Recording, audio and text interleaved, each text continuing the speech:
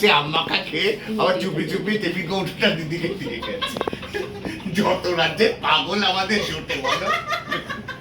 আমার মুখটা তবে ফোনে কাকে বলে দিচ্ছি কাসুন্দিটা পাঠিয়ে দে, কাসুন্দিটা মাখিয়ে দিয়েছি। আমার ফোনে বলে দিয়েছে একটু কাসুন্দি মাখিয়ে দিতে। যত রাজ্যে পাগল আমাদের জোটে।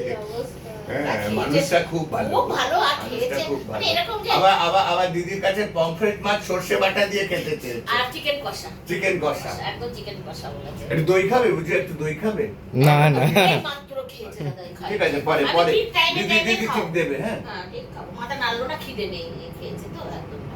চলো ঘুরতে যাবে বাইরে? হ্যাঁ দেখেছেন বাড়ির খাবারটা খেলে কত।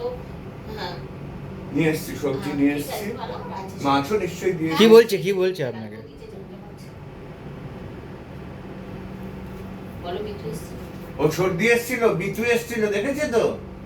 ও তারাপীঠে গেছিল, তোমার নামে পুজো দিয়েছে, সেই প্রসাদ দিয়ে গেছে, দিদি দিয়ে দেবে প্রসাদ, বাড়িতে একটু দিয়ে দেবেন।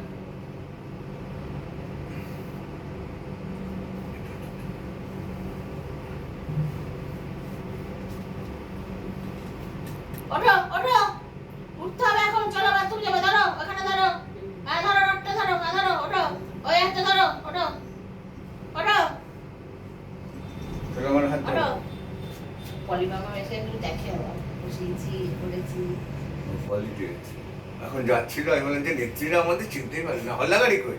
হলাগার দুধ ছুটি নিয়েছি আর এতারি আসবে তো রাত্রিরে? না। ও আজকে পুরো আপনার ডিউটি? হ্যাঁ না, কারণ ও ঠান্ডাটা লেগেছে তো। এতারি? জ্বর, হ্যাঁ বলে একদম অফ থাকো, কালকে আসবে। অনেক কষ্ট করে উঠলাম তো।